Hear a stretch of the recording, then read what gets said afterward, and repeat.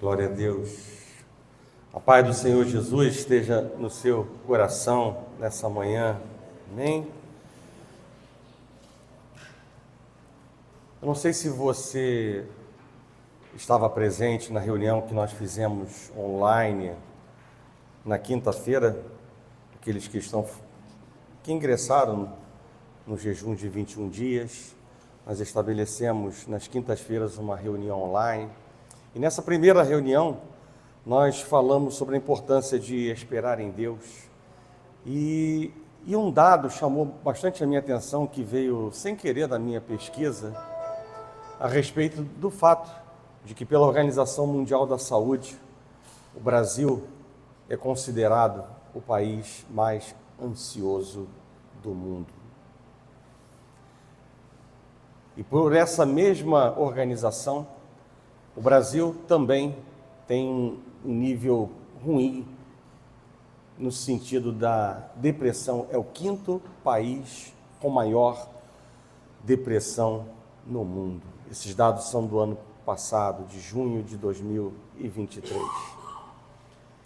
E é interessante que esse dado, ele entra dentro das igrejas, né? E apesar de nós conhecermos a palavra de Deus, não são poucos os irmãos que andam ansiosos. Quando a palavra de Deus diz para nós de maneira clara: não andeis ansiosos de coisa alguma. Sejam conhecidas diante de Deus as vossas petições por meio de orações e súplicas com ações de graças, e a paz de Deus, que excede todo entendimento, guardará a vossa mente e o vosso coração em Cristo Jesus. E essas três primeiras palavras, não andeis ansiosos, são de fato uma dificuldade muito grande para alguns ou para muitos cristãos que estão dentro das igrejas, né? É difícil obedecer de maneira profunda aquilo que Deus nos dá como ordem. Não andeis ansiosos. É uma ordem de Deus. É uma ordem com amor, mas não deixa de ser uma ordem aos seus filhos. Mesmo sabendo de tantas promessas de proteção, do cuidado de Deus, promessas de cura, de livramento, ainda que saibamos todas essas coisas, ainda assim, o coração humano cristão, por vezes, é inclinado à ansiedade e à depressão. Mas eu quero apenas, de maneira muito abreviada, dizer para a igreja que a ansiedade é pecado, porque a palavra de Deus diz que tudo que não procede de Deus, de fé, é pecado. E obviamente que se é pecado, faz separação entre nós e o Senhor. E se faz separação entre nós e o Senhor, aquilo que está difícil, mais difícil ainda ficará. E uma outra importante informação para a igreja é que a ansiedade não adiantará nada. Não resolverá problema nenhum. Nenhum. Eu sei que é simples falar e é difícil, por vezes, viver. Eu sei que entre a teoria e a prática há uma distância. Mas nós precisamos entregar o nosso caminho a Deus e confiar no Senhor. Assim o salmista disse: espera pelo Senhor. Tem bom ânimo, fortifique-se o teu coração, espera, pois, pelo Senhor. E esse mesmo salmista, Davi, que disse isso, que declara isso no Salmo 27, é o mesmo que no Salmo 40 ele declara, o mesmo. Esperei confiantemente pelo Senhor, ele se inclinou para mim e me ouviu quando clamei por socorro. Precisamos trazer à nossa memória aquilo que pode nos dar esperança. Precisamos trazer à memória as promessas e as virtudes do nosso Deus, para que nós não venhamos nos desviar nem para a direita, nem para a esquerda da vontade soberana, boa, agradável e perfeita do nosso Deus. Por isso, nessa manhã, eu quero ministrar algo na sua vida, no Evangelho de Mateus, no capítulo 25, que vai contribuir sobremaneira para o processo de santificação da sua vida, sim, e também vai dar carga a você para poder estar mais forte e não estar ansioso e ansiosa de coisa alguma. E eu quero falar sobre algo que certamente você já leu, já ouviu falar diversas vezes no Evangelho de Mateus, capítulo 25. Eu quero falar sobre a parábola dos talentos, a partir do verso número 14.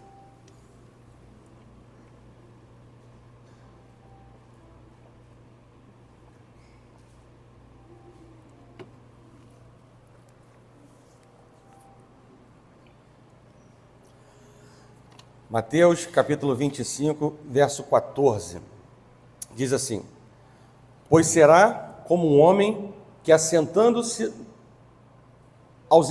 do país, chamou os seus servos e lhes confiou os seus bens.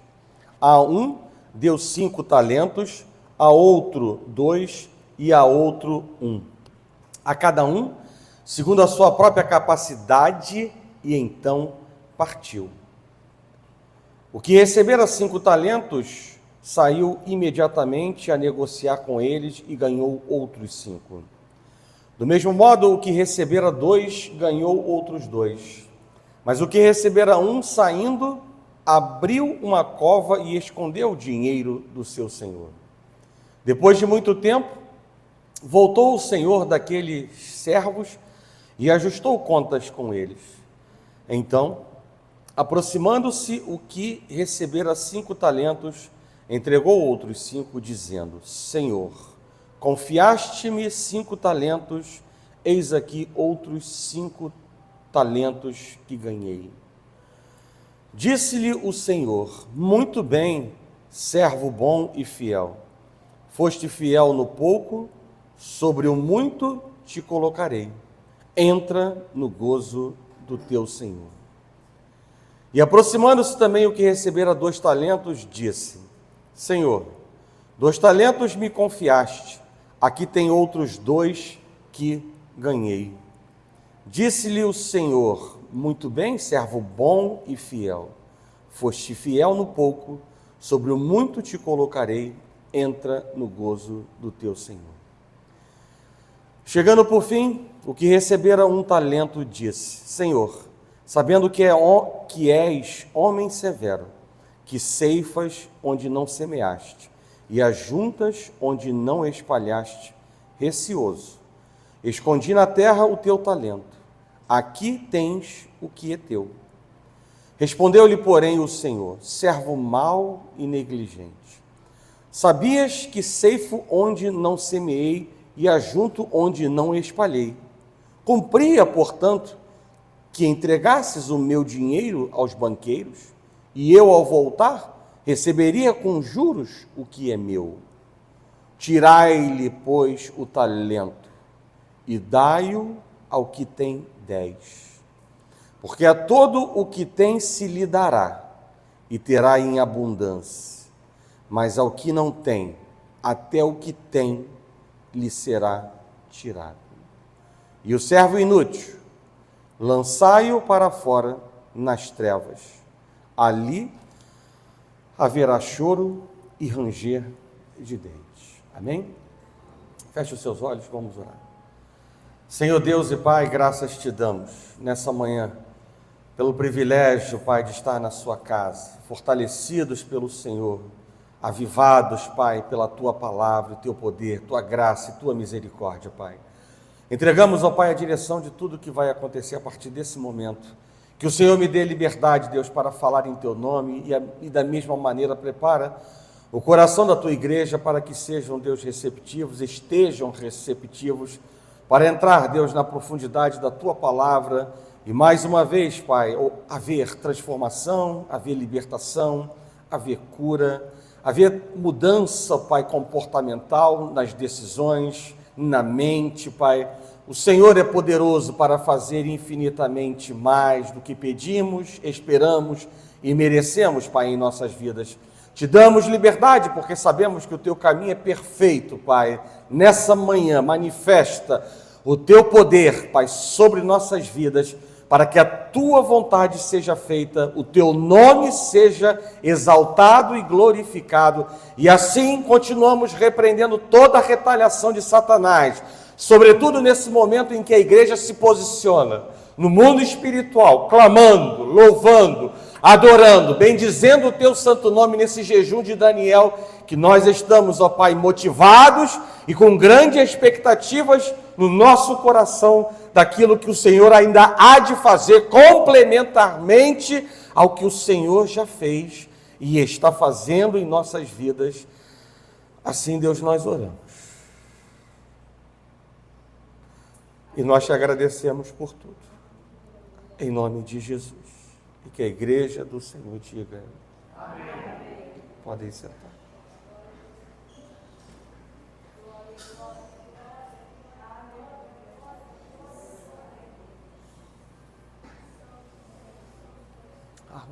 Alguns dias antes da sua crucificação, Jesus ele levou os seus discípulos a um lugar no Monte das Oliveiras que dava vista para Jerusalém, e ali ele proferiu um sermão, o sermão do Monte das Oliveiras, que nós podemos contemplar nos capítulos 24 e 25 do Evangelho de Mateus. E ele contou várias parábolas, e entre elas, essa parábola que nós acabamos de ler, a parábola dos talentos. E nela, Jesus ele estava se referindo a si mesmo. Ele é o Senhor que dentro de pouco tempo haveria de retornar à glória celestial. Mas antes disso, ele chamou os seus discípulos e lhe deu bens, exatamente como Deus ele faz conosco. Bens necessários à realização da sua obra, que o Senhor nos entrega, que o Senhor nos confia, mas que sem dúvida nenhuma continuam pertencendo a Ele, já que somos apenas mordomos, dispenseiros dos dons de Deus.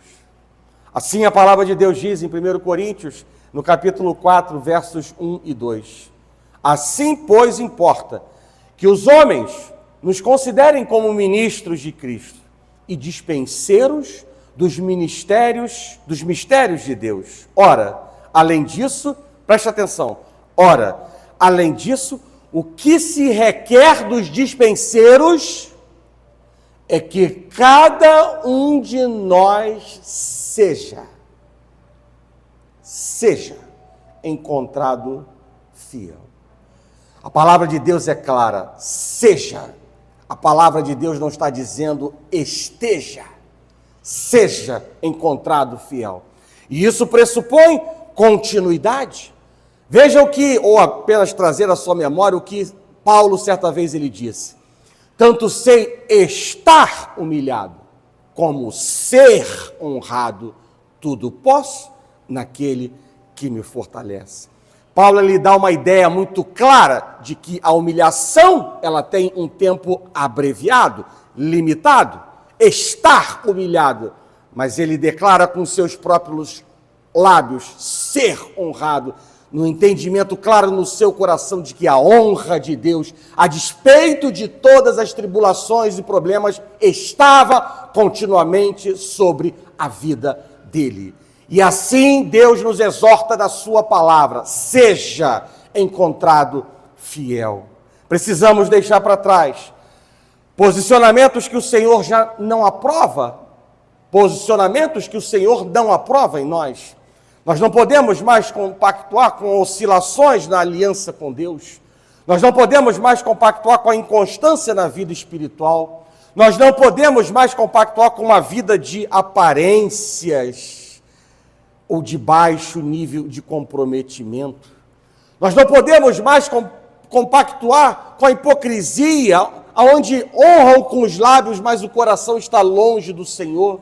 Nós não podemos mais compactuar com religiosidades vazias, que mantêm um coração ganancioso, exatamente como o coração do jovem rico, que amava mais o seu dinheiro do que a Deus, que valorizava mais as coisas terrenas do que as coisas espirituais. Seja encontrado fiel. No sentido, igreja, de não trocar a comunhão com Deus, de não trocar a unção de Deus por um prato de lentilhas, por um engodo do inimigo, por precipitações da carne, com decisões unilaterais, por meio de ansiedade, com motivações erradas. Seja encontrado fiel. E a palavra de Deus diz que o Senhor, ele deu 5 talentos ao primeiro servo, 2 talentos ao segundo servo e 1 talento ao terceiro servo. E o que é um talento?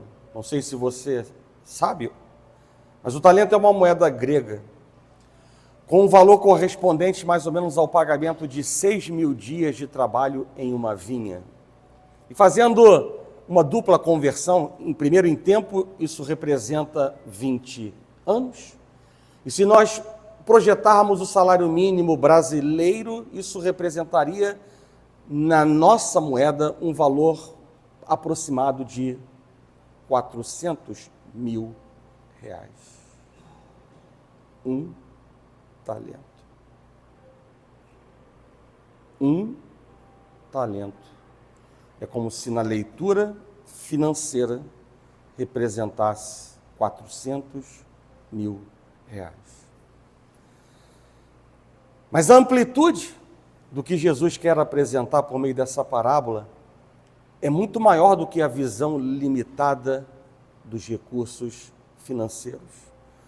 Já que a palavra de Deus, ela nos diz também no próprio Evangelho de Mateus, no capítulo 6, a partir do verso 19, o seguinte: não acumuleis para vós outros tesouros sobre a terra, aonde a traça e a ferrugem corroem, e onde ladrões escavam e roubam. Mas ajuntai para vós outros tesouros no céu, porque onde está o teu tesouro, aí estará o teu coração. Há uma recompensa eterna para aqueles que são motivados a servir a Cristo. Quando nós vivemos sacrificialmente por causa de Jesus, ou o servimos através do nosso serviço ao corpo de Cristo, nós acumulamos tesouros no céu. E mesmo atos aparentemente pequenos de serviço, eles não passam despercebidos aos olhos de Deus. Mateus 10:42 diz, apenas ouça: e se alguém der, mesmo que seja apenas um copo de água fria, a um destes pequeninos, porque ele é meu discípulo, eu lhes asseguro que não perderá a sua recompensa. Os tesouros que aguardam o Filho de Deus, os filhos de Deus, eles superarão em muito qualquer problema, qualquer inconveniência, qualquer perseguição que nós possamos ou venhamos a enfrentar. Nós podemos servir ao Senhor de todo o coração, sabendo que Deus é aquele que acompanha tudo de perto. Ele é Deus de perto e não de longe. E a sua recompensa será abundantemente graciosa para as nossas vidas. É por isso que lá em 1 Coríntios, no capítulo 15, verso número 58, vai dizer: sede firmes, inabaláveis e sempre abundantes na obra do Senhor, sabendo que no Senhor o vosso trabalho nunca será em vão.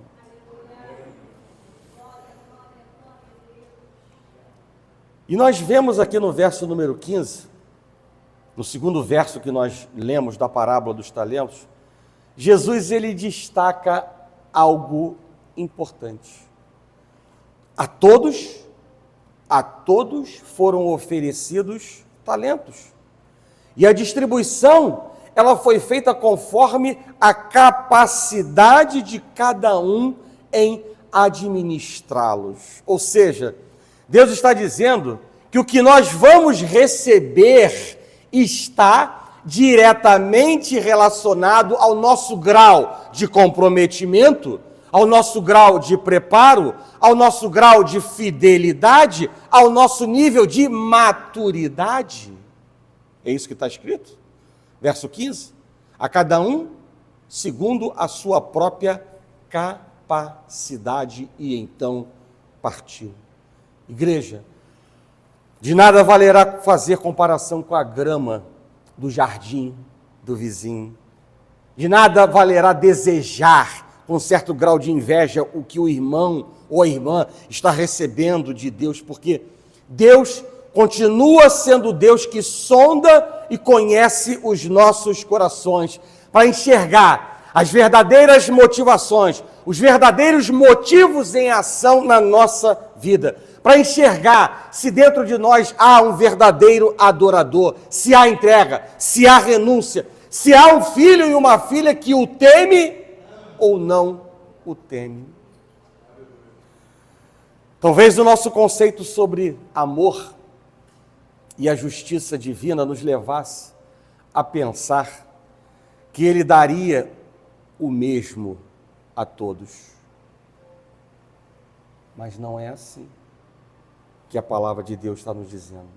Deus ama a todos igualmente. Deus não faz acepção de ninguém, mas Deus distribui conforme a capacidade. Em sua onisciência, Ele já sabe o que cada um vai fazer com a porção que receber de Deus. E a parábola dos talentos, ela nos mostra que 2 servos, eles foram elogiados, 2 servos foram exaltados, 2 servos eles foram recompensados pelo seu Senhor, quando, de maneira repetida, no verso 21 e verso 23, ele diz: muito bem, servo bom e fiel. Deus estava falando, esse Senhor estava falando com o primeiro e com o segundo servo. Muito bem, servo bom e fiel. Foste fiel no pouco, sobre o muito te colocarei, entra no gozo do teu Senhor. Mas um servo, a palavra de Deus diz que foi chamado de mau e negligente, e não somente perdeu o seu talento, como também foi destituído da presença do seu Senhor. E tudo isso é uma introdução para aquilo que Deus quer chamar a nossa atenção nessa manhã, por meio dessa parábola. 3 circunstâncias importantes para a nossa caminhada na estrada da maturidade e que certamente também, nesse caminho, contribuirá para mortificarmos diariamente a ansiedade, sentimentos, posicionamentos que não procedem de fé e são pecado em nossa vida. E a primeira circunstância, eu quero tratar sobre a conduta correta do servo. E aí eu estou falando de todos nós que temos Jesus como Senhor, Ele como Senhor e nós como servos. Os servos que receberam 5 e 2 talentos, eles poderiam ter ficado acomodados, mas a palavra de Deus mostra que não foi isso que eles fizeram. Eles entendiam perfeitamente a tríade: talentos, privilégios e responsabilidade. Ou seja, eles sabiam a estreita relação que existia entre esses 3 elementos: talentos, privilégios e responsabilidades. E assim, eles lidaram com os talentos como algo vivo e de muita importância. E assim trabalharam bastante. E a palavra de Deus diz que aquele que tinha 5 passou a ter 10, e o que tinha 2 passou a ter 4. Já o que recebeu um talento, a palavra de Deus diz que ele escondeu o dinheiro. Esse servo, ele também trabalhou.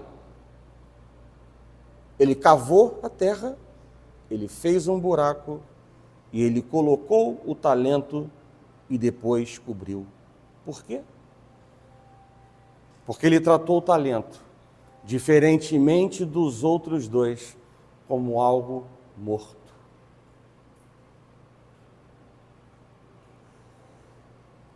como algo sem vida.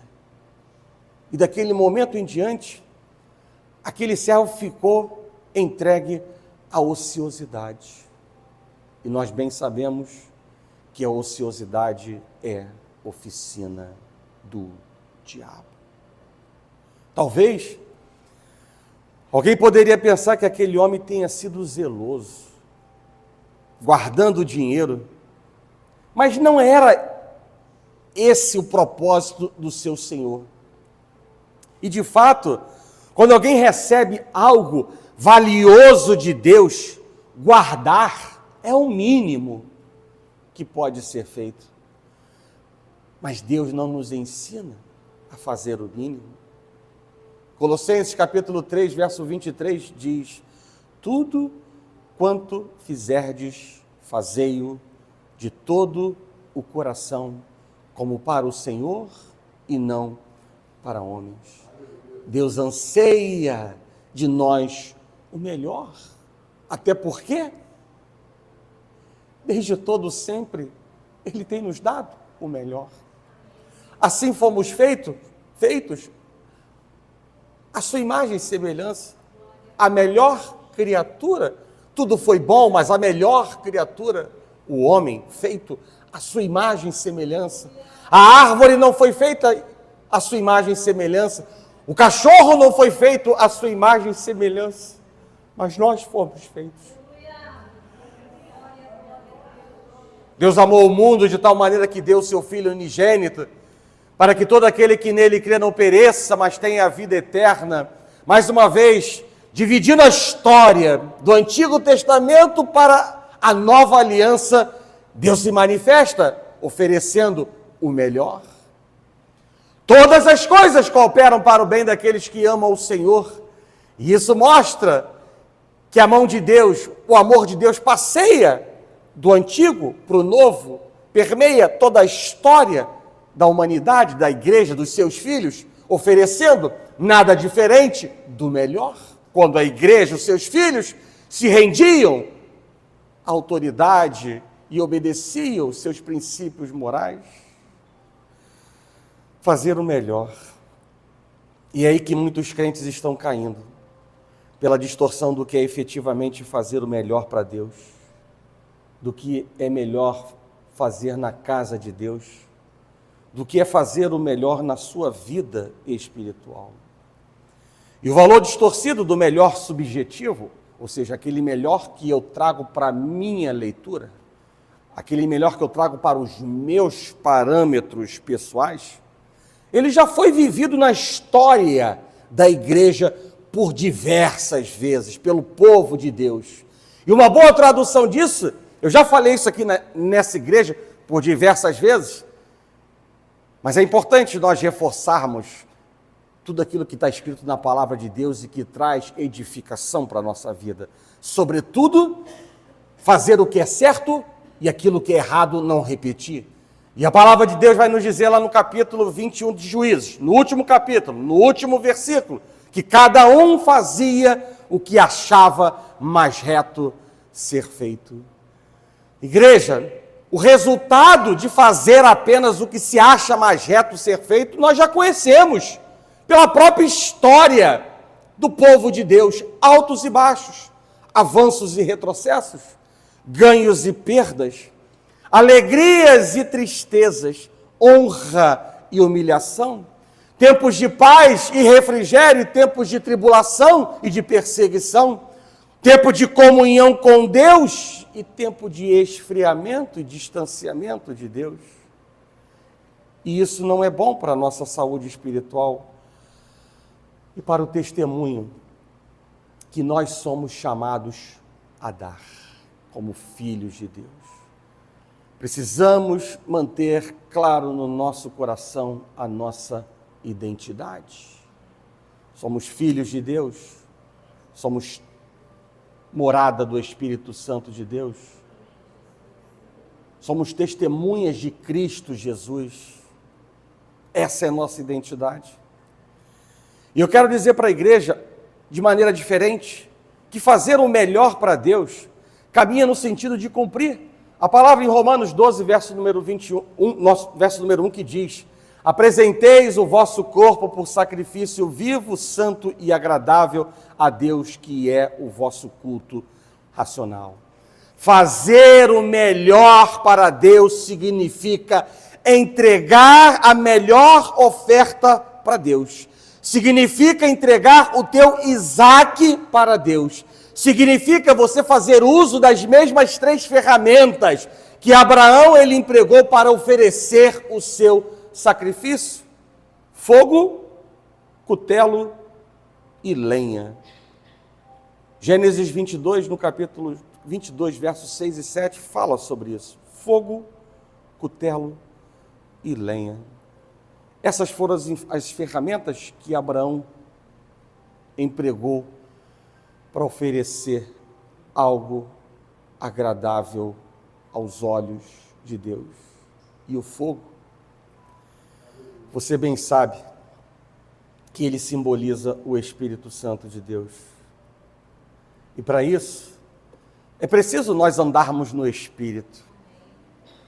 E eu diria que 3 importantes ações convergem para andar no Espírito.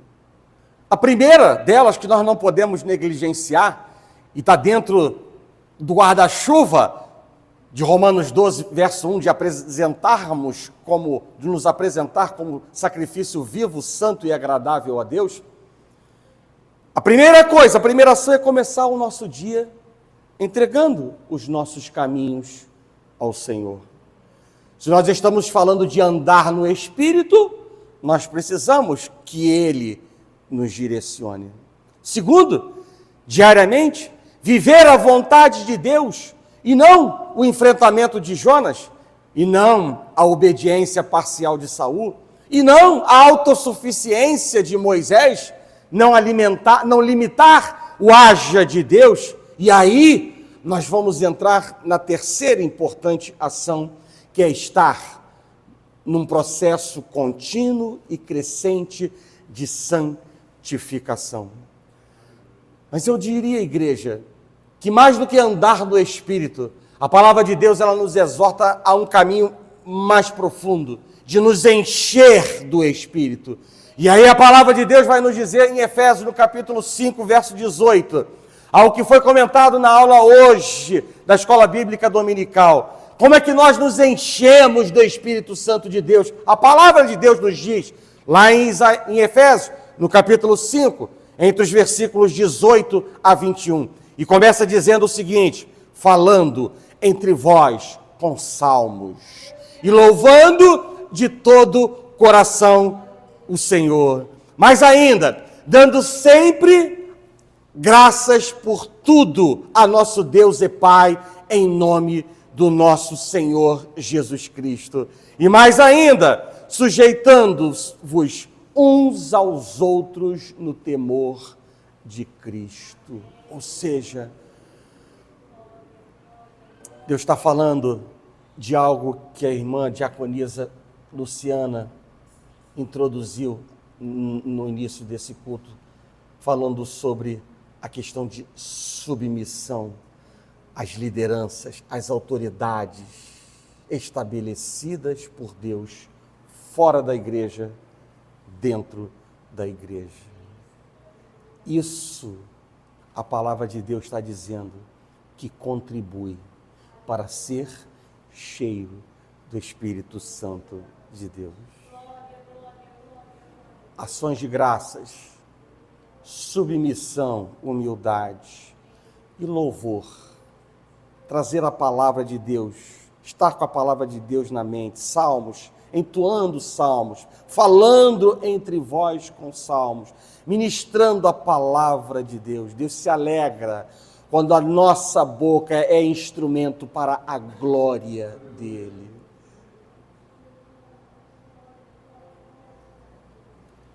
Cutelo, ele é uma pequena espada, e obviamente que ele simboliza a palavra de Deus. E precisamos da palavra porque ela nos ensina a respeito da vontade de Deus. E a palavra ela é viva e eficaz. E ela é mais cortante do que qualquer espada de 2 gumes. E ela penetra até a divisão de alma e espírito, das juntas e medulas. E ela é apta para discernir os pensamentos e propósitos do coração, de tal maneira que a mente e o coração trabalhem juntos para oferecer nada diferente do que a melhor oferta. E por fim, a lenha, que é importante para manter o fogo aceso, manter o fogo do sacrifício aceso. E isso significa o que também nós estamos fazendo nesse jejum de Daniel, uma vida de oração. A oração é que mantém a chama do Espírito Santo em nossas vidas, porque Deus, ele olha para a nossa oração como uma expressão de confiança nele e do desejo de nós termos uma comunhão mais profunda com ele. É dessa maneira que nós vamos poder oferecer o melhor para Deus. Muitas vezes nós queremos receber o melhor, mas nós não fazemos o nosso melhor. E dar o melhor para Deus tem um preço. E esse preço nós temos que querer pagar. O preço de renúncia ao pecado e de arrependimento. O preço de se esvaziar de si para que Cristo cresça. O preço de desejar estar mais próximo de Deus. Isso tudo, no mundo espiritual, será traduzido diante dos olhos de Deus como uma oferta agradável, uma oferta aprovada, uma oferta que moverá o coração de Deus em nosso favor. Deus está chamando a nossa atenção para 3 circunstâncias. A primeira, a conduta correta do servo, e foi o que eu disse até agora. A segunda importante mensagem é a necessidade e, ao mesmo tempo, a importância de conhecer a Deus. A necessidade e a importância de conhecer a Deus. Sabendo que és homem severo, que colhes onde não semeaste, e ajunta onde não espalhaste. Essa foi a justificativa do terceiro servo para não fazer nada. Ele pensava que o Senhor ia tomar todos os talentos quando ele voltasse. Afinal de contas, se tudo pertence a ele, de que vale o meu trabalho? E pensando assim, não trabalhou. E ele acabou sendo surpreendido pelo seu senhor, que não tomou os talentos dos 2 servos que trabalharam. Eu quero dizer para a igreja nessa manhã, uma coisa simples, mas muito importante, que não é possível ser um servo, um obreiro vencedor nas mãos de Deus, se não conhecermos verdadeiramente quem é o nosso Senhor. Se não conhecermos as virtudes e as potencialidades que estão no nosso Senhor. Porque quando temos a ideia errada do nosso Deus, nós não podemos reinar com Ele.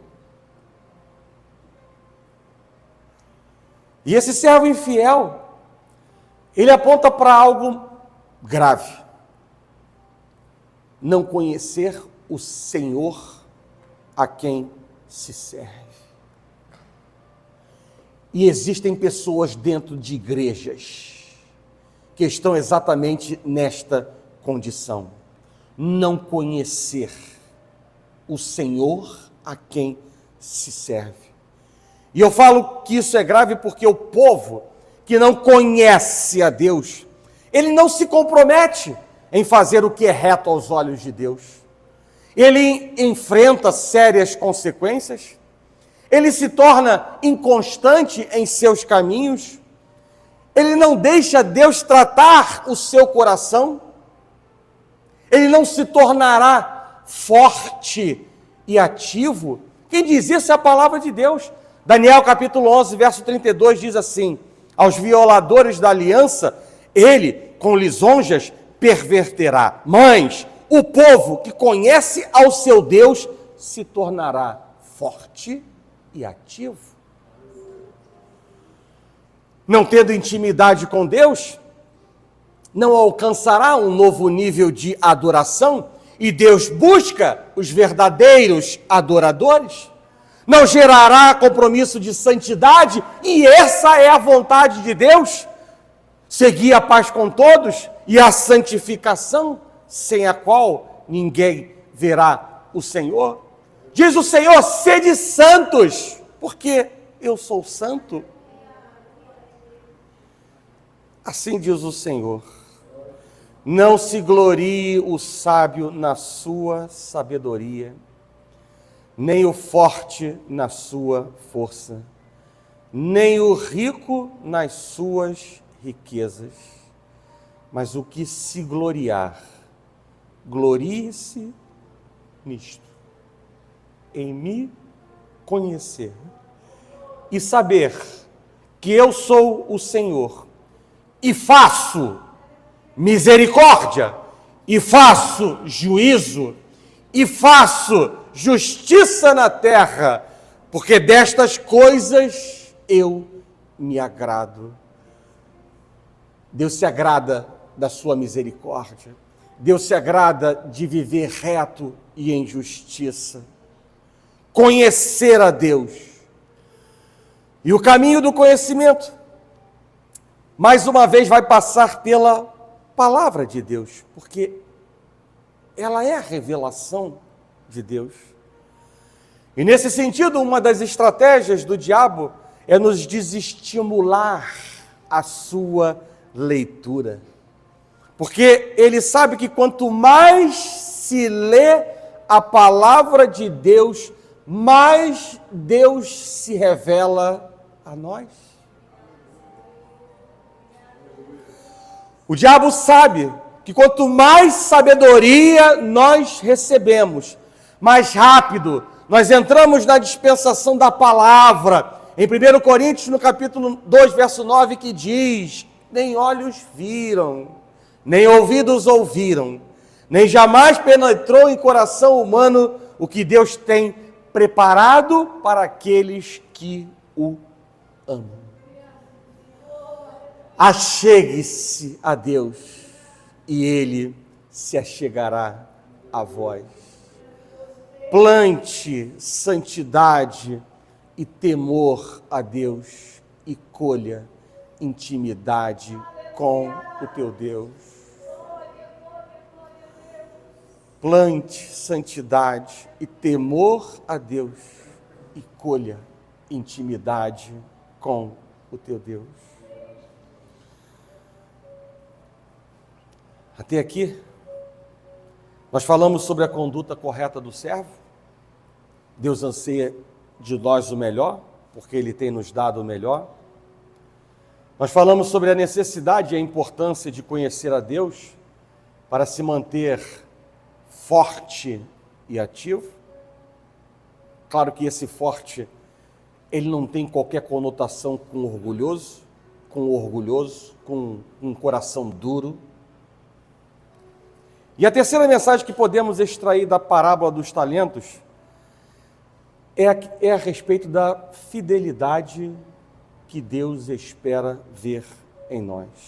Fidelidade que Deus espera de nós. Provérbios capítulo 6, versos 6 a 8 diz assim: vai ter com a formiga, ó preguiçoso, olha para os seus caminhos e se sábio, a qual não tendo ela chefe, nem oficial, nem comandante, prepara no verão o seu pão, na cega, ou seja, na ceifa, ajunta o seu mantimento. O que a palavra de Deus nos mostra é que as formigas, mesmo não tendo comandante, elas sabem o que devem fazer e simplesmente fazem com esmero. Elas vivem na condição que Deus nos chama a viver, como filhos e filhas, como servos, como obreiros e obreiras irrepreensíveis, tais quais o primeiro e o segundo servos, que mesmo diante da ausência do seu Senhor, mesmo diante de uma mudança de rotina, mesmo diante de uma circunstância nova que eles começaram a viver, eles se mantiveram fiéis, eles se mantiveram focados em suas responsabilidades, com as mesmas motivações para satisfazer o seu Senhor. E aí, eu vou repetir aquela passagem que compartilhei lá no início. 1 Coríntios, capítulo 4, verso 2, que diz: o que se requer dos dispenseiros é que cada um deles seja encontrado fiel. Mais uma vez, nós nos deparamos com a clara orientação de Deus. Seja fiel e não apenas esteja fiel. E eu pergunto para a igreja nessa manhã: você sabe por que Deus, Ele requer de nós perseverança, que está contida nessa palavra seja? O seja, como eu disse, conota continuidade, perseverança. Sabe por que Deus requer de nós perseverança, contido na palavra seja, e fidelidade na palavra fiel? Há uma ilustração interessante com a tartaruga e o coelho, que nos traz resposta a esse questionamento, sem ofuscar o que escutamos sobre as formigas. Mas essa ilustração mostra que, certa vez, um coelho veloz, ele desafiou uma velha tartaruga a uma longa corrida. E dada o início dessa corrida, o coelho ele disparou e ele logo sumiu além do horizonte. E depois de um tempo, ele olhou para trás e ele, sabendo que ele estava muito à frente do seu concorrente, ele decidiu tirar uma soneca na sombra de uma grande árvore. E enquanto isso, a tartaruga seguia o seu percurso, passo a passo, minuto após minuto, hora após hora. E de repente, o coelho acordou. E ele, percebendo que o sol já estava se pondo, ele procurou pela tartaruga, que agora estava quilômetros na sua frente e se aproximando da linha de chegada. O coelho disparou novamente, mas era tarde demais. E ele terminou essa corrida em segundo lugar, ou nessa história, em último lugar. E a história da corrida entre o coelho e a tartaruga, em primeiro lugar, ela reforça os efeitos colaterais na vida do preguiçoso e de quem não tem correto discernimento espiritual. E quando eu junto uma coisa com a outra, o preguiçoso, com a falta de discernimento espiritual, há um ambiente espiritual desfavorável, propício para que os problemas se tornem maiores e mais frequentes. Mas essa história também ilustra um valoroso princípio bíblico na forma de mais uma equação matemática espiritual. Eu gosto de matemática. No encontro de casados, realizado na última sexta-feira, nós dissemos que na equação matemática espiritual do casamento, onde 1 mais 1 é igual a 1. Marilda, 1 mais 1 igual a 1. Né? É indiferente, preste atenção, igreja, que isso serve para você também. É indiferente quem é o arrependido e quem é o perdoador, porque arrependido mais perdoador, pela propriedade comutativa da adição, que fala para nós que, independente da posição, da ordem dos fatores, não muda o resultado final. Então, independente se é arrependido mais perdoador, ou se é perdoador mais arrependido, o resultado sempre será 1, que representa a unidade do casal. E a corrida entre o coelho e a tartaruga também nos mostra uma outra equação matemática e espiritual importantíssima, que é fidelidade mais perseverança é igual a excelência. Fidelidade mais perseverança é igual a excelência. A fidelidade é a carreira que Deus nos chamou para viver. E a perseverança nos princípios morais de Deus vão produzir excelência comportamental, vão produzir excelência nos nossos frutos. Igreja, se você já sabe o que tem para fazer, simplesmente faça. Não traga à existência o que Deus já mandou deixar para trás. Não deixe para amanhã o que deve ser feito no dia que se chama hoje, na hora que se chama agora, porque somos chamados para avançar e não retroceder. Nós somos chamados para crescer e não regredir. Nós somos chamados para brilhar e não para estarmos apagados. Nós somos chamados para salgar e não para sermos insípidos. Nós somos chamados para viver de maneira irrepreensível. Nós somos chamados para viver para a glória dele.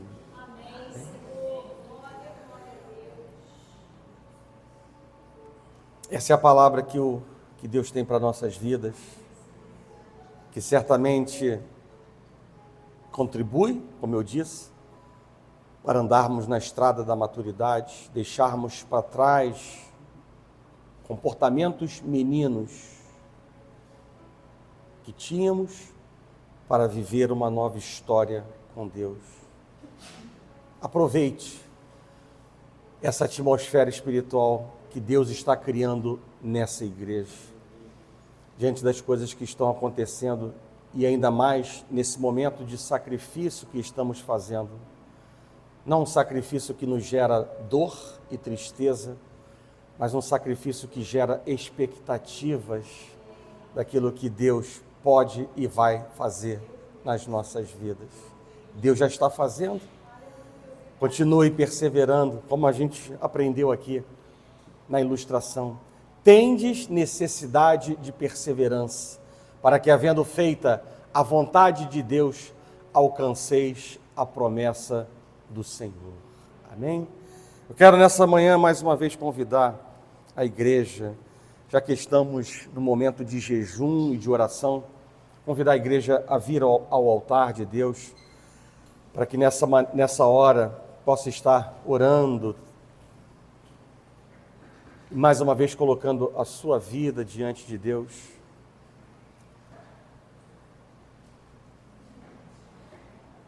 Mais uma vez, saiba que Deus empresta os seus ouvidos a todo aquele que tem um coração quebrantado, a todo aquele que se achega a Ele, crendo que Ele é o início e o fim de todas as coisas. Não importa o que você fez até o dia de ontem. O que importa é o que você vai fazer com a palavra que Deus está te dando nessa manhã. Deus não faz acordo com orgulhosos. Deus se alegra dos humildes. E isso é uma das coisas que Deus requer de nós, andar humildemente com Deus. Abra o seu coração, porque você está no lugar certo e na hora certa, na presença de Deus, diante de uma palavra que já trabalhou no seu coração, para que aquilo que você não consegue fazer, Deus possa fazer. Nós vamos estar impondo as nossas mãos. Eu, juntamente com os diáconos e parte do ministério de intercessão. Mas esteja numa posição em que Deus esteja atento àquilo que está saindo do seu coração nessa manhã.